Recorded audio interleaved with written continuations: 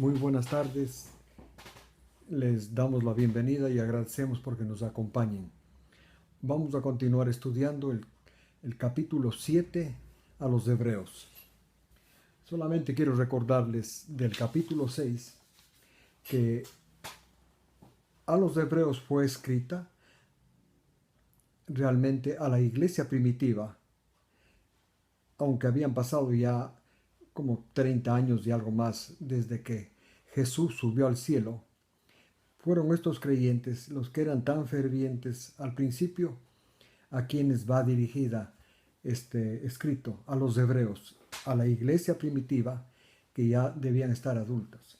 No olvidemos que estos escritos a los hebreos, en primer lugar, tienen que ser aplicados a la iglesia primitiva, porque esto nos ayudará a entender cuáles eran los problemas por los que pasaba la iglesia primitiva. La iglesia primitiva tenía un problema básico común, que se contentó con la fe inicial, cuando aceptaron que Jesús es el Mesías, pero seguía girando su vida religiosa alrededor del templo. Todos los días estaban en el templo, dependían del sacerdocio levítico, asistían a los servicios del templo y además, por supuesto, seguían guardando la ley. Esto estaba bien al principio mientras no tenían instrucción disponible del Espíritu de Dios. Pero para la época en que Pablo escribe a los hebreos, ya tenían luz disponible a ellos a través del mismo apóstol Pablo, la función de la ley. Ya se les explicó, epístola a los romanos, la función de la ley no era salvar, la función de la ley era condenar, era hacerle al hombre sensible a sus caídas, a sus pecados. En otras palabras, le daba conocimiento del pecado. Bueno, esa luz, esa instrucción disponible a la iglesia primitiva no fue aceptada, valorada. Es más, a Pablo prácticamente le enviaron al mundo gentil. Él no tuvo oportunidad de predicar en la iglesia gentil, en la iglesia de Jerusalén. Su predicación estuvo centrada en el campo, en los países gentiles. Entonces, este fue el problema. Y entonces, como resultado de este problema, Pablo está explicándoles cuál ha sido el resultado de vivir todavía de acuerdo a la luz que tenían cuando recién aceptaron al Mesías, murió el Mesías y fue levantado al cielo. No habían, repito, caminado en proporción a la iluminación que estaban recibiendo, la nueva instrucción, mayor luz que recibían a través del apóstol Pablo. Dios estaba enviándolos así. Y entonces, por esto, en el Hebreos 6 dice, los versículos 4 al 6, que uno de los problemas que se presenta cuando esto ocurre es que van a empezar a ver como apostasías. Y una vez que hay apostasía, no hay cómo renovarse. El guardar la ley, el desechar la justicia de Jesús, porque esto solamente no es cierto. Cuando uno persiste en seguir guardando la ley, es dos cosas. O no entiende lo que es el sacrificio, la obra de Jesús, o simplemente cree que también junto a la justicia, la obediencia perfecta de Jesús, es necesario añadir la obediencia personal. Esto da como resultado digamos, el peligro que corría la iglesia primitiva, como está descrito a los hebreos, específicamente en el capítulo 6. También vemos en el capítulo 5 que por eso permanecían como infantes espirituales, pero necesitaban ya subir el nivel espiritual, ya no ser infantes, vivir como adultos espirituales. Y al aceptar la luz de la justicia de Jesús, lo que iba a dar como resultado es que ellos iban a vivir donde mentalmente por la fe donde Jesús vivía. Esto es lo que leemos, donde Jesús oficia en el lugar santísimo. Esto leemos en los últimos versículos del capítulo 6, el 19, por ejemplo. Jesús en el lugar santísimo es como si tuviéramos un ancla del alma, segura y estable, que entró detrás del velo, que esta ancla entró detrás del velo, donde Jesús entró por nosotros, como precursor, hecho según la orden de Melquisedec, el sumo sacerdote para siempre. El objeto de la luz, de la nueva instrucción, repito, que Dios dio a la iglesia primitiva, puso a disponibilidad de la iglesia primitiva por medio del apóstol Pablo, era con el objeto de que la iglesia primitiva, por fe, llegue a estar donde entró Jesús, detrás del velo, como un precursor, como un ancla para nosotros.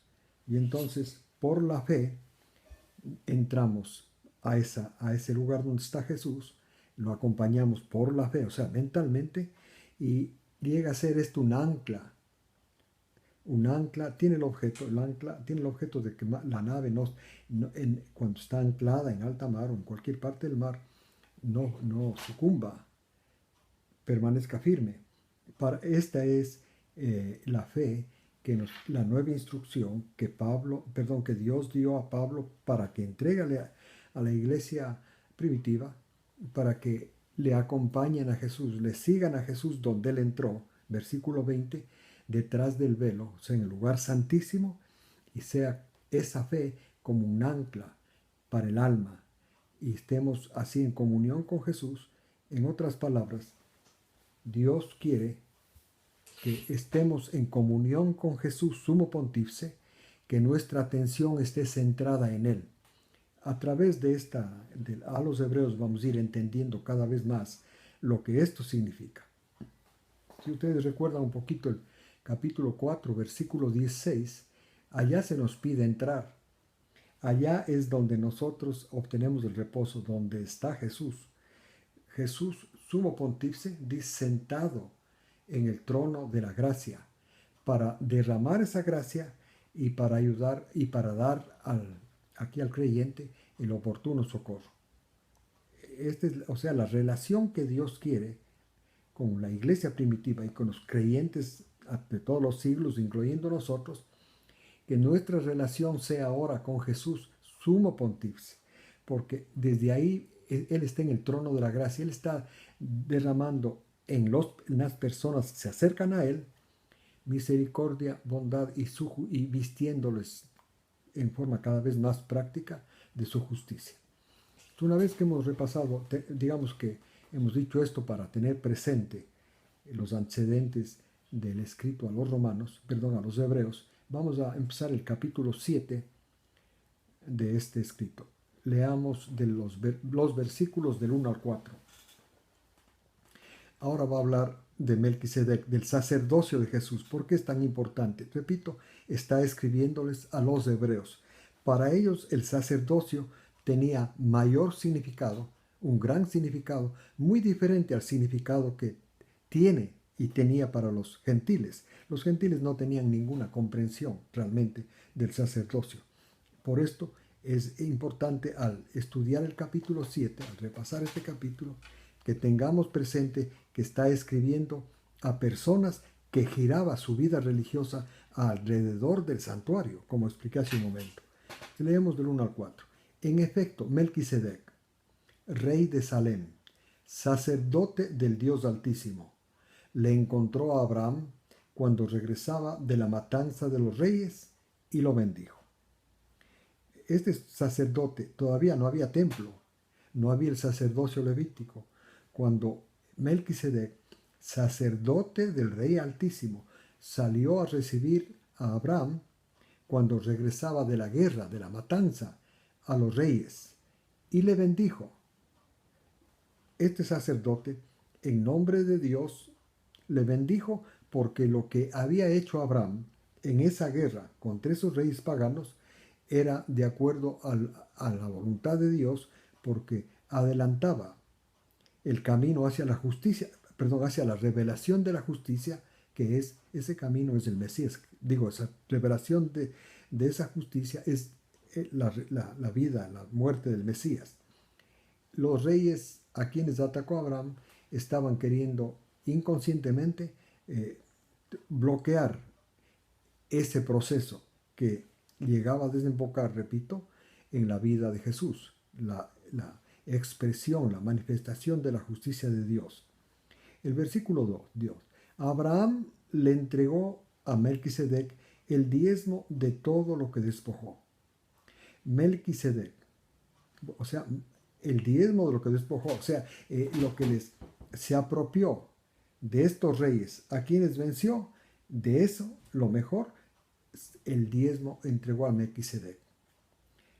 En base a esto está el argumento para mostrar que el sacerdocio de Melquisedec, que es figura del sacerdocio de Jesús actual, es superior al sacerdocio levítico. Esto es lo que vamos a mostrar en el capítulo 7. Bueno, vamos al capítulo, al versículo 3. Este Melquisedec,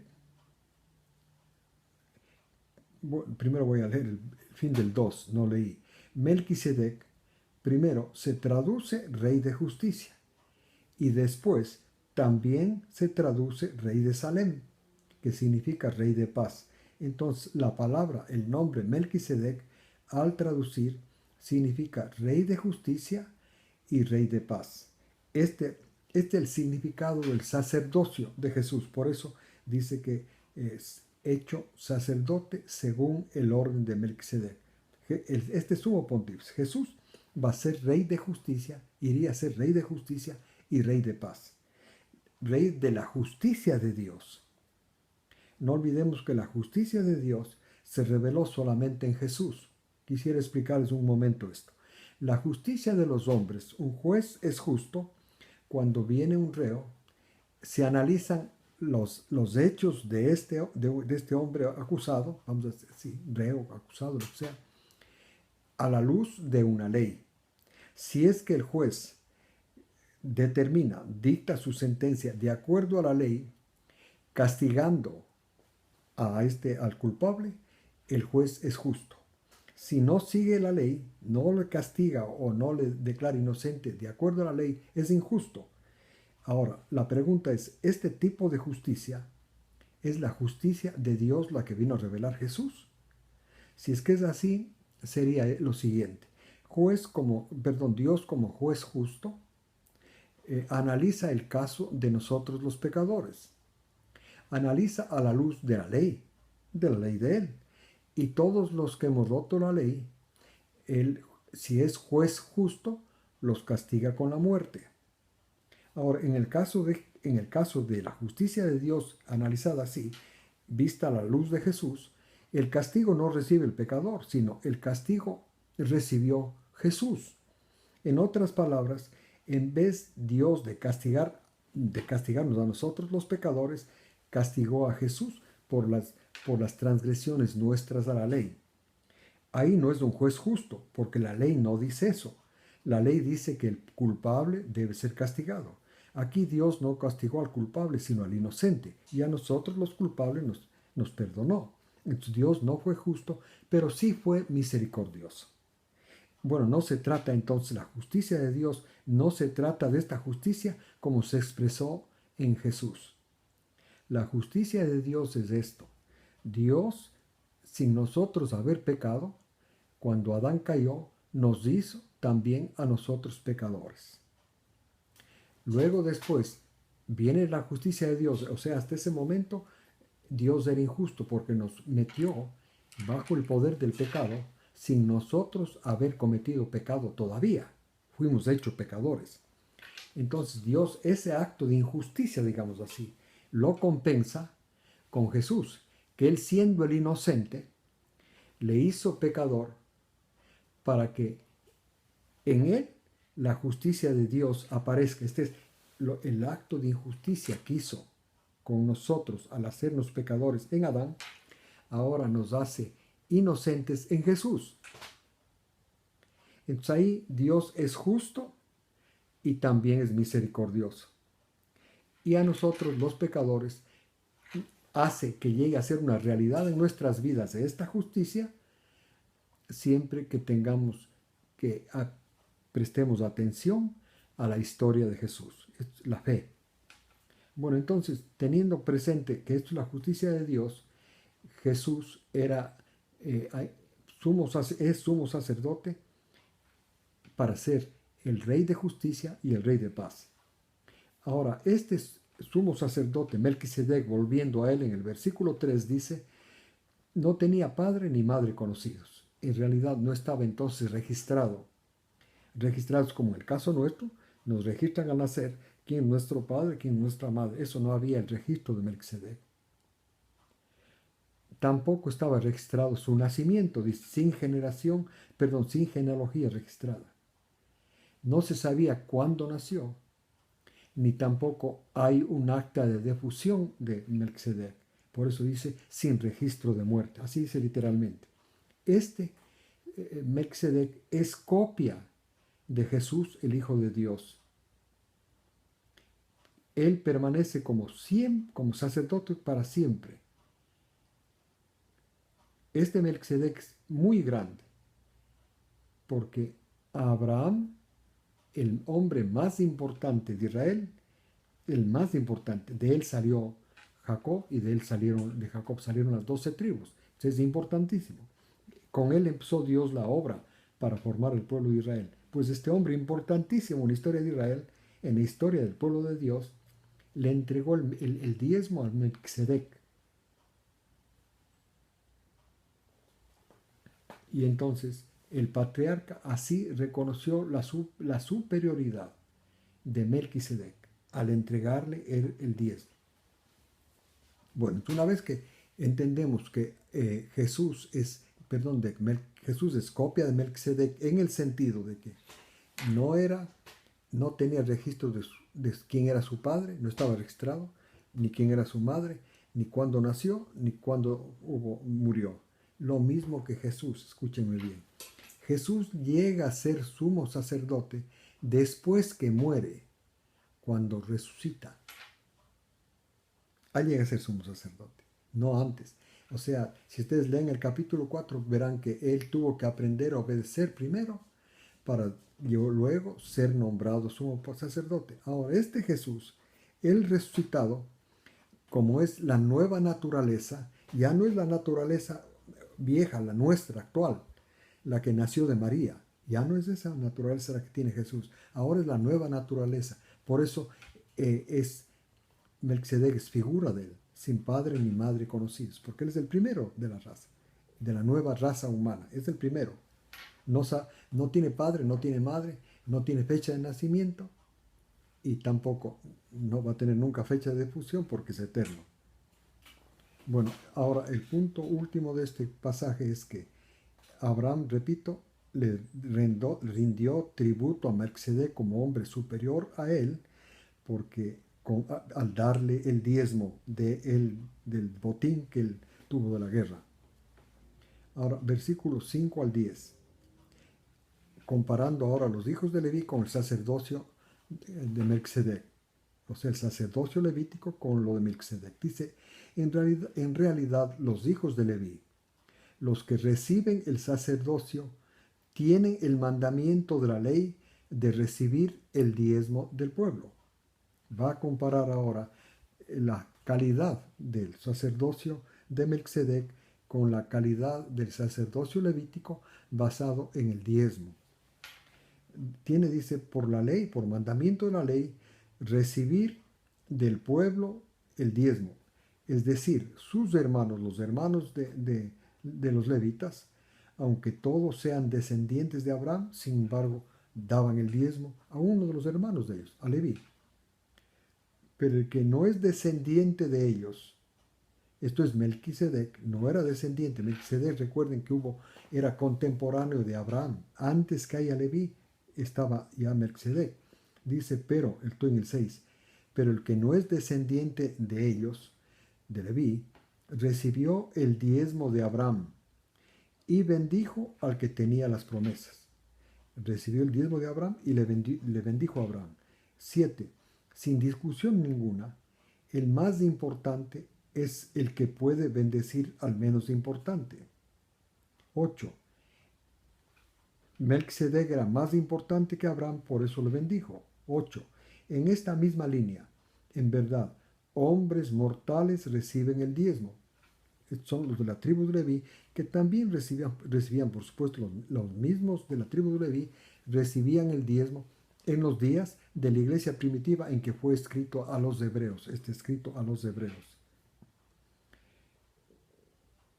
El 8. En esta misma línea, en verdad, hombres mortales reciben el diezmo.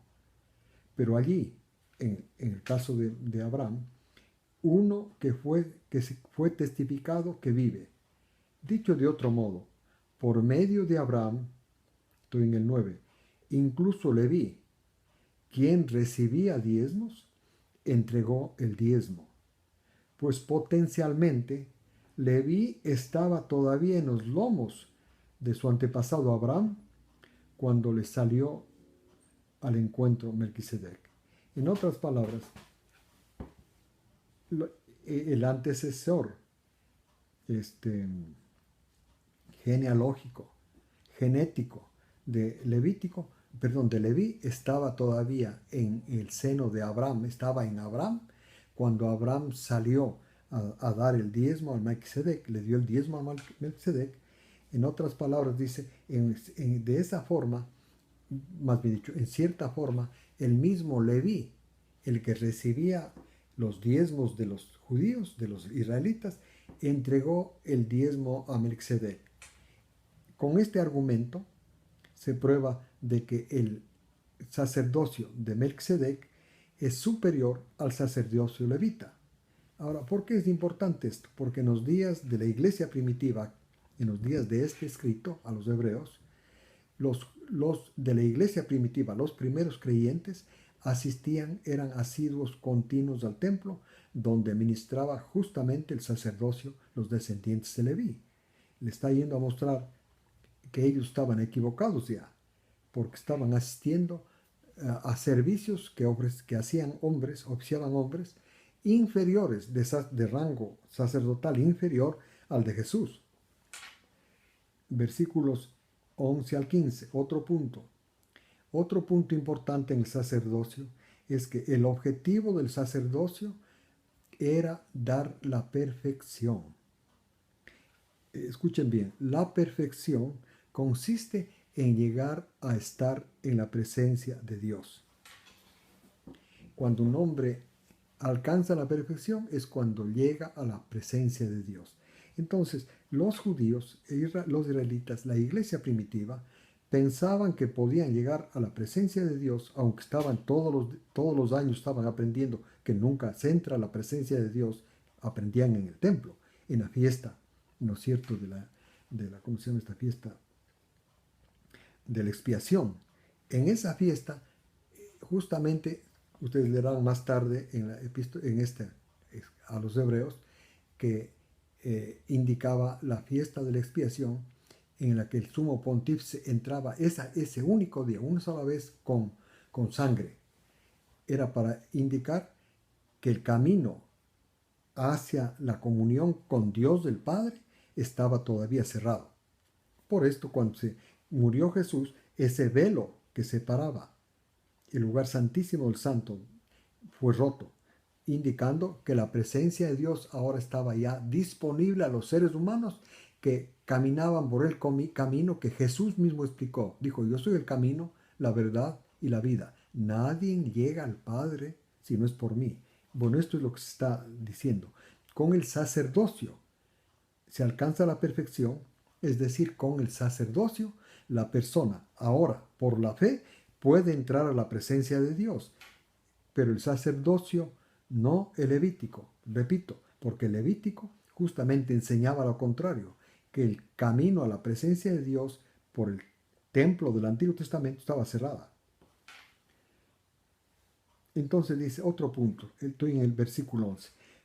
Si la perfección fue por el sacerdocio levítico, recuerden lo que es perfección, llegar a la presencia de Dios, porque el pueblo recibió la ley por medio del sacerdocio levítico.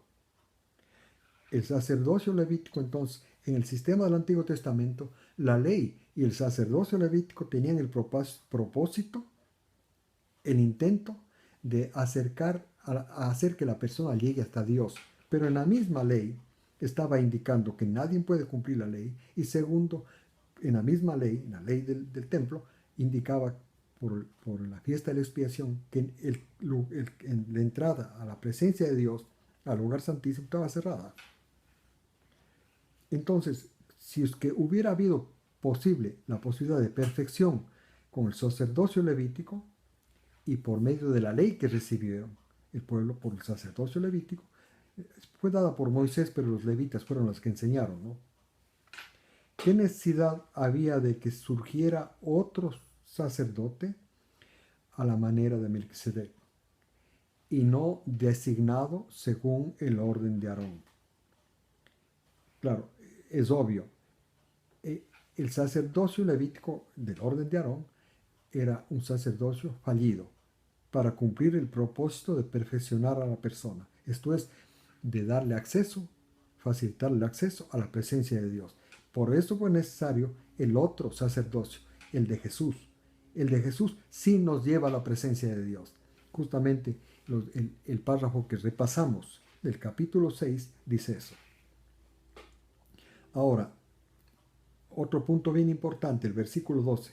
Ahora, si se cambia el sacerdocio, forzosamente se cambia la ley. Entonces siempre dicen pues las personas que no están entendiendo bien que se trata de la ley de los levitas. Pero vamos a ver más abajo que la ley de los levitas no era un sistema aparte de toda la ley de Dios. Era parte importantísima, integral de la ley de Dios.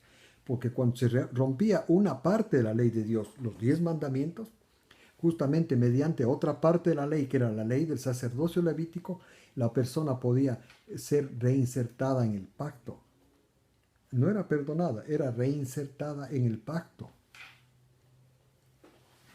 Bueno, entonces, ahora, repito el 2, ahora si se cambia el sacerdocio, forzosamente se cambia la ley. Ahora hay otro sacerdocio, ya no es el de levita, el levítico el que está rigiendo. Tampoco era en los días de la iglesia primitiva. Esto Pablo les está dando una revelación bien grande para que no sigan pegados a la ley, sino que se peguen al objetivo de la salvación, que es volver a la comunión con Dios, a la comunión que Adán, mucho mejor que esa comunión, tenía antes de pecar.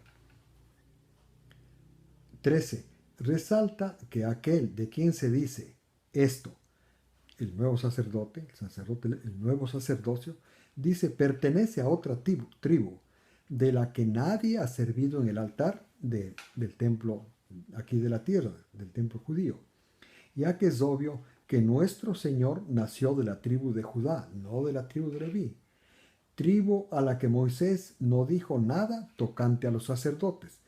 La tribu de Judá no era la tribu sacerdotal, por eso está cambiando.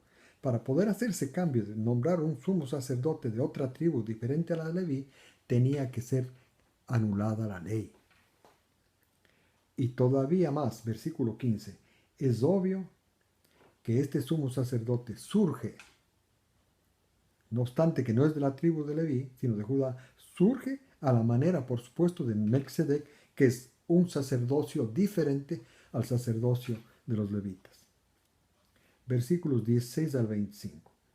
Entonces está mostrando la diferencia que hay, la incompatibilidad para los creyentes del Nuevo Testamento de todavía girar su vida espiritual alrededor del templo y la ley, la incompatibilidad con la realidad de girar su vida alrededor del templo del cielo donde está Jesús y la vida espiritual girando a través de él, alrededor de él, el sumo pontífice.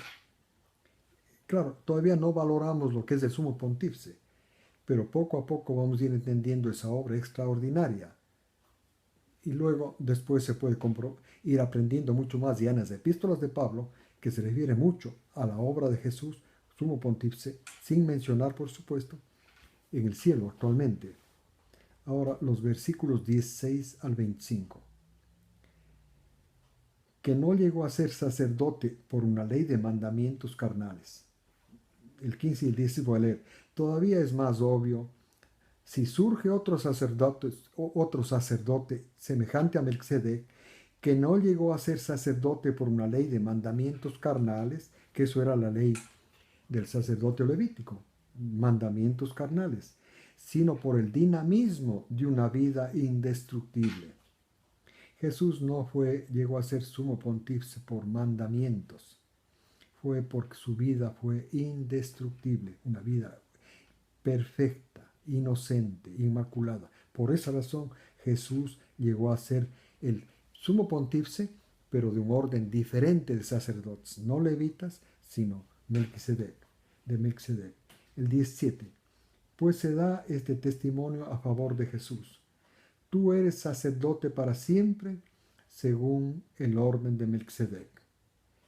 Este es el punto básico, no es según el orden de Leví, ya no, de Aarón, ya no hay eso. No sirve, eso sirve para el pacto antiguo, un pacto fallido que nunca podía hacer perfecto a una persona, es decir, hacerle que entre en comunión con Dios, llegue a Dios, llegue al lugar santísimo. El 18. Entonces llegaron a ser anulados los mandamientos por ser inútiles. En el templo, dos leyes fundamentales, la ley del sacerdocio levítico y la ley de los 10 mandamientos. La una le acercaba, la ley de los 10 mandamientos le acercaba a la persona al templo, porque solamente los pecadores, mayormente ellos, podían acercarse al templo para hacer sacrificio.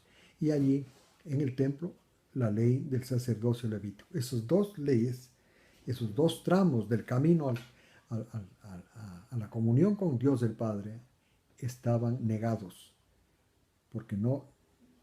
Y justamente para eso era el templo, para enseñarles que ese camino era negado. Entonces, el 19, porque nada perfecciona la ley.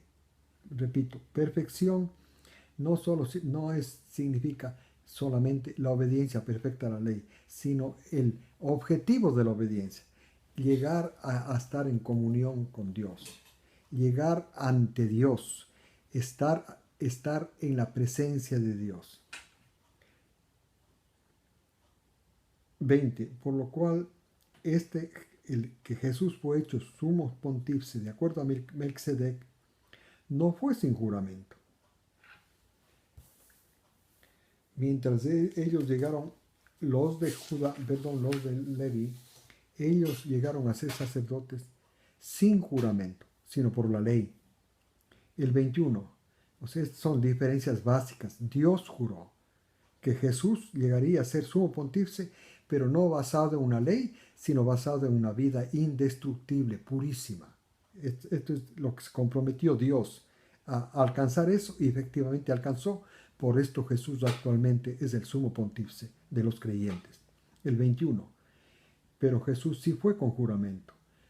Juramento del que le dijo: juró el Señor y no se arrepentirá. Tú eres sacerdote para siempre. 22. Así Jesús llegó a ser el que asegura el pacto, el que hace seguro el pacto superior, el pacto nuevo. Jesús no es sumo pontífice del pacto antiguo, son los sacerdotes levitas. Jesús es sumo sacerdote del pacto nuevo. No olvidemos que no puede haber pacto sin sacerdocio. Esto se estudiará en el capítulo 8. 23.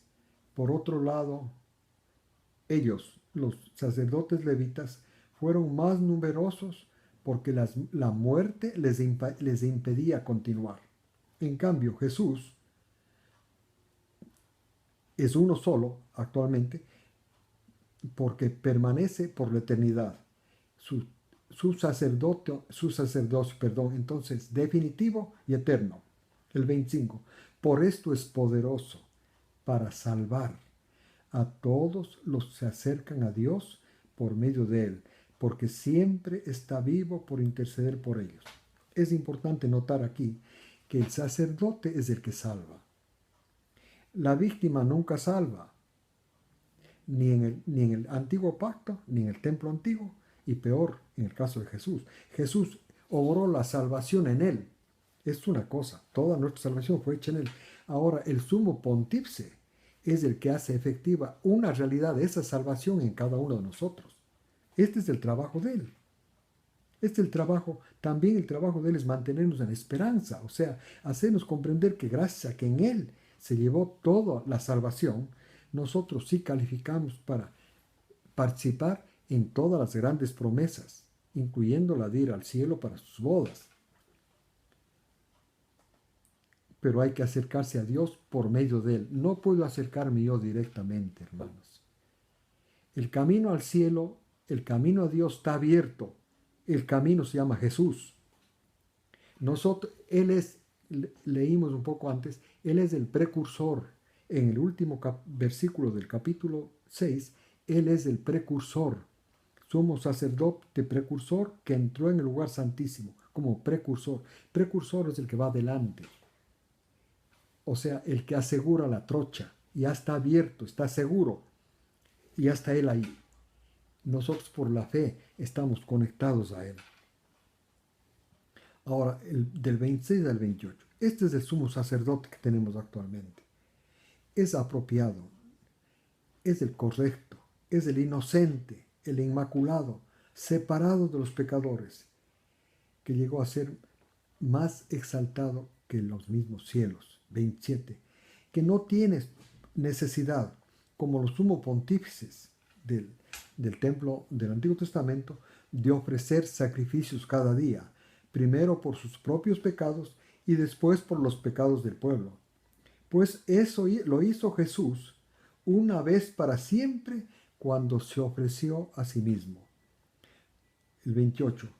Porque la ley designó como sumos sacerdotes a hombres débiles. Pero la palabra del juramento que vino después de la ley designó al Hijo, hecho perfecto para siempre. Es importante, hermanos, que no seamos como la iglesia primitiva, que aceptó una parte de la verdad, pero no continuó creciendo, recibiendo la abundante luz que estaba Dios derramando en la iglesia primitiva a través de Pablo. Por esto él tuvo que ir a los gentiles, pues, porque la iglesia primitiva no respondió. Así es que demos el paso adelante y hemos aceptado la muerte de Jesús. Ahora nos toca vivir con nuestros pensamientos por la fe en ese Jesús, unidos a su ministerio, su trabajo en el lugar santísimo.